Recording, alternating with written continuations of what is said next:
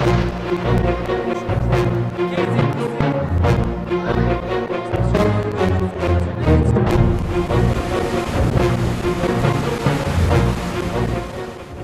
Real Weather Watch is brought to you by DeKalb, unstoppable yield momentum. Drew, this week in Western Canada, it feels like August again. It's hot, it's dry, it's beautiful. Harvest is definitely underway. Is this a story to be told through the harvest season, or should we just be happy with what we have now based on what's coming? Always need to appreciate what we have while we have it. The weather changes across Canada all the time, and sometimes a little bit quicker than we want. But for right now, we're definitely in an absolutely fantastic weather mode.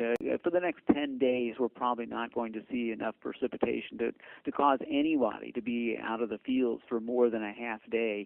And the only precipitation event that I've got on the charts right now is one that comes along for late Saturday night and Sunday as a cold front drops down from the Northwest Territories and will be bringing us some much cooler weather. That cooler condition will last for about 3 days, and then we'll go back into some warmer than normal conditions again. So this first half of the harvest season is going to be just about ideal. And even though it is summer-like out there right now, we need to appreciate it while we've got it, because weather conditions will likely turn the other cheek, so to speak, as we move a little bit deeper into the harvest season. I would think that towards the end of the period we will see our share of a little bit of an increase in precipitation, but I really don't think there's going to be any kind of widespread, persistent rainy weather or even snowy weather that's going to get in the way of the harvest. We'll have our moments where we're going to see some interruption, but the weather pattern right now is going to be supporting more of the drier air masses than the wet, and I think for that reason we should see good progress take place across the region. Yeah, similar to Ontario, we had some crops that went in the west quite late. And so for the crops that are being harvested right now, it's a good story, it's good weather. There's a lot of farmers that are concerned about some of the lows we've been experiencing and what possibly is to come. And will we see that early frost? And will we see that early snowfall? Well, we are concerned about the frost freeze situation for these late planted crops, and I think that we do have a viable risk of seeing some damage show up next week. There's a cold air mass that'll be coming across the prairies probably late on Saturday, more like it's going to be Sunday into Monday. And Monday morning will probably be the coldest morning.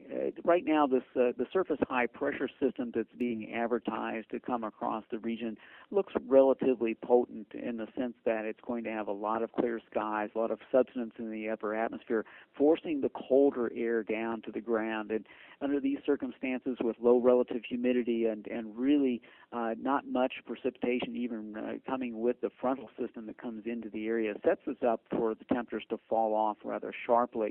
And it will be a definite shock to us because we'll be seeing high temperatures in the upper 20s and lower 30s here over the next few days, and then all of a sudden we're going to see the bottom fall out, and we'll get get those low temperatures down into the range of maybe 0 to 4 across a fair amount of the region, with a couple of pockets maybe getting down below -1. So there will be some frost and some possible freezes. It's a little too soon for me to get more specific than what I've just suggested. But I do think there will be a little bit of damage possible as we move into the early part of next week. It'll warm up fairly well after that, and we'll have another round of colder weather a little deeper in the month. But I think from a damage perspective, we are running a little bit of a risk of some issues here for early next week. Talking to a few farmers, they've been referring to something like the Farmer's Almanac and saying that certain areas of Western Canada are supposed to receive an early snowfall in October. Which has some people kind of scared, but you're not seeing that. Well, something like that is very difficult to predict because the difference in temperatures that separate rain from snow is, just a couple of degrees, and to try to predict something like that this far in advance is a little bit tough to do.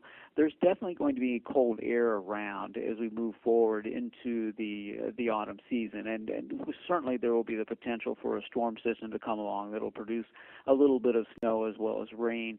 But from what I'm looking at the moment, I don't think that we need to get too concerned about that, at least not in the short-term outlook here.